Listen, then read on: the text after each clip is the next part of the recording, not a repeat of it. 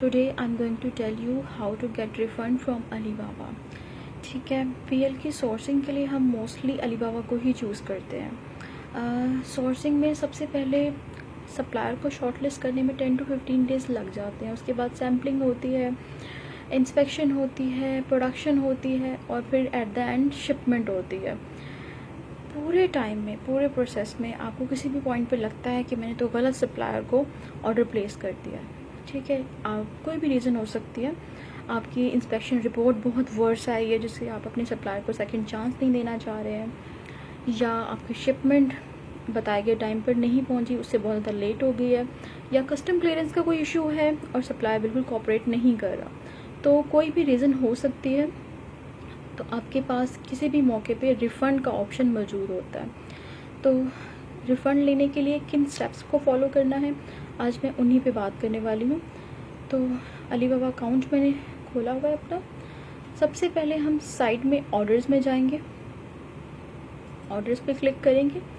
Orders पे click करने के बाद मेरे पास सारे ऑर्डर्स शो हो रहे हैं जो कि मैं अलीबाबा पे ऑलरेडी प्लेस कर चुकी हूँ।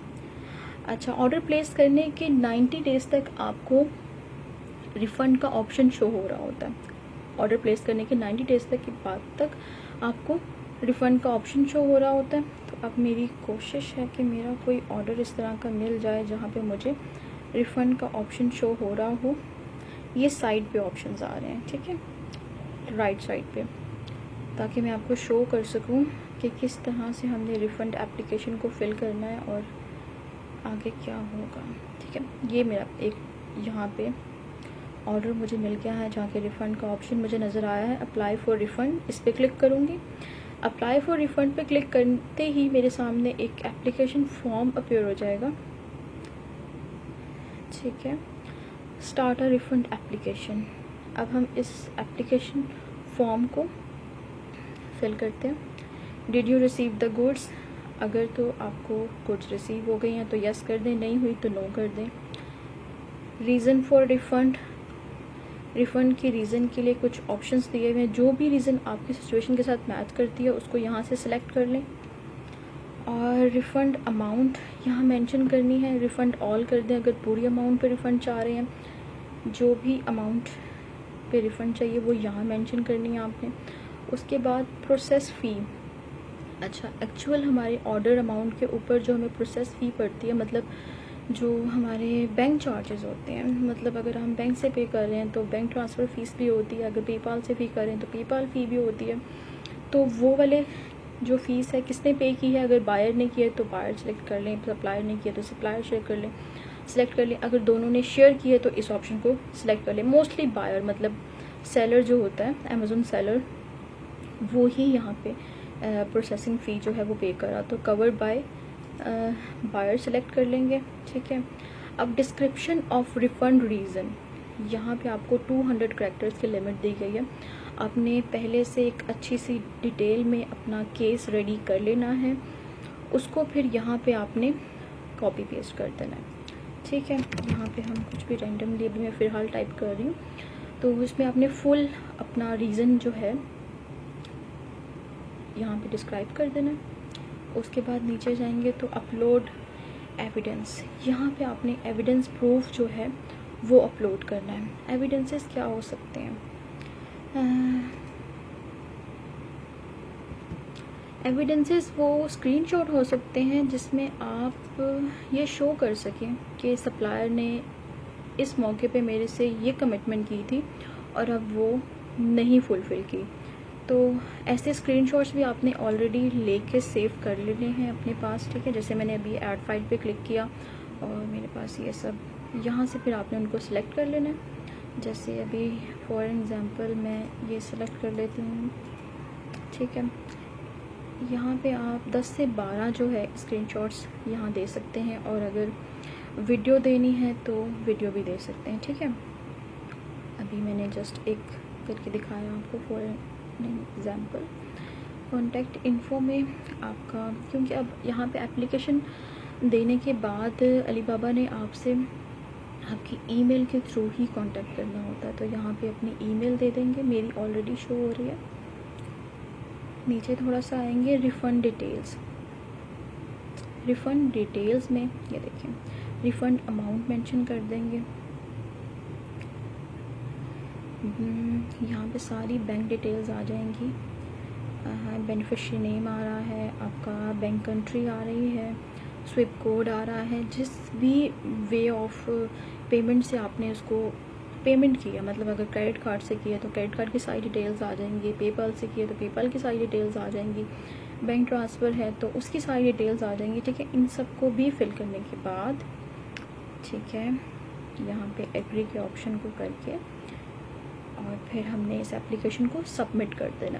ठीक है, एप्लीकेशन सबमिट करने के बाद अली बाबा आपको 3 to 4 डेज़ का टाइम देता है, जिसमें आपको ये कहा जाता है कि आप अपने सप्लायर के साथ निगोशिएट करें और अपनी प्रॉब्लम को खुद से सॉल्व कर लें।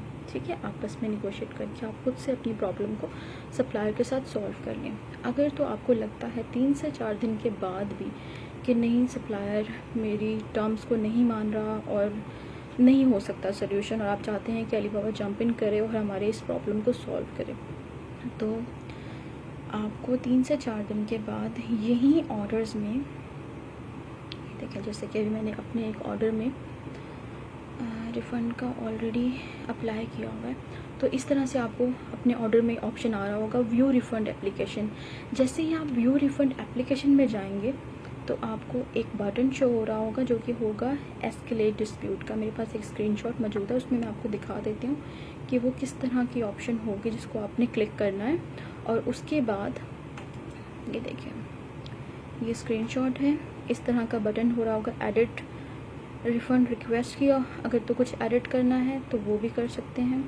और सेकंड ऑप्शन आपको आ रही होगी ये एस्केलेट बटन। आपने इसको 3 से 4 दिन के बाद अगर आप इसको प्रेस कर देंगे तो यही आपका केस जो है वो चला जाएगा अली बाबा डिस्प्यूट टीम के पास, और फिर अली बाबा खुद से जज करेगा कि गलती किसकी है।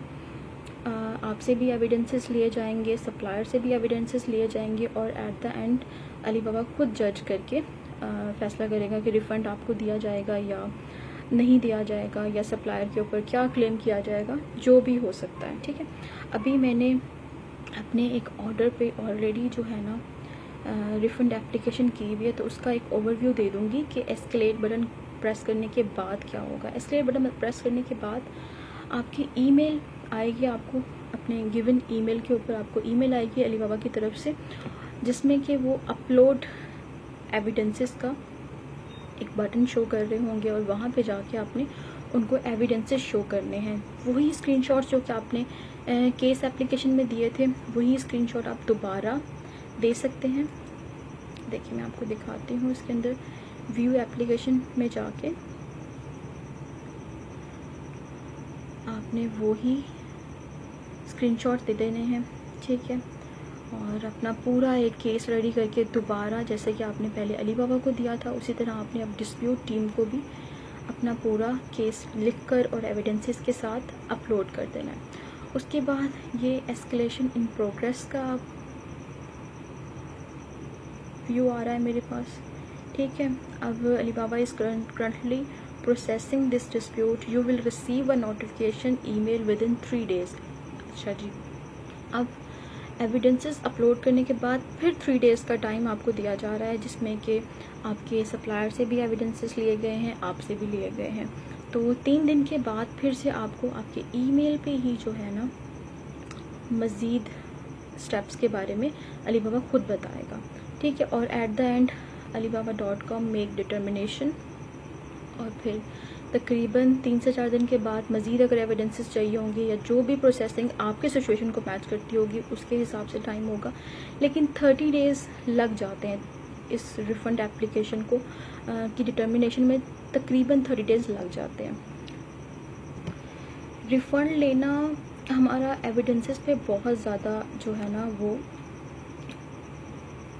डिपेंड करता है, तो एविडेंसेस का होना हमारे पास बहुत ज़रूरी है। इसलिए हम ऑलवेज़ प्रेफर करते हैं कि आप अली बाबा चैट पर ही अपने सप्लायर से जो है वो कांटेक्ट करें। जितनी भी आपकी बातचीत जो डीलिंग है वो आप यहीं अली बाबा के ऊपर ही करें, बजाय कि आप मैनी चैट या व्हाट्सएप या ईमेल पे उससे बात करें। ऑलवेज़ प्रेफर के अलीबाबा चैट पे ही बात करें ताकि एक पूरा एविडेंस प्रूफ आपके पास मौजूद हो किसी भी मौके पे। अगर आपको अल्लाह ना करे रिफ़ंड चाहिए, क्योंकि हम बहुत ज़्यादा टाइम स्पेंड करते हैं सप्लायर के ऊपर, तो ऐसी सिचुएशन तो किसी के साथ ना ही आए तो ज़्यादा बेहतर। लेकिन अगर आ जाती है तो पूरा प्रोसेस आपके सामने है और इसको आप करके रिफ़ंड ले सकते हैं।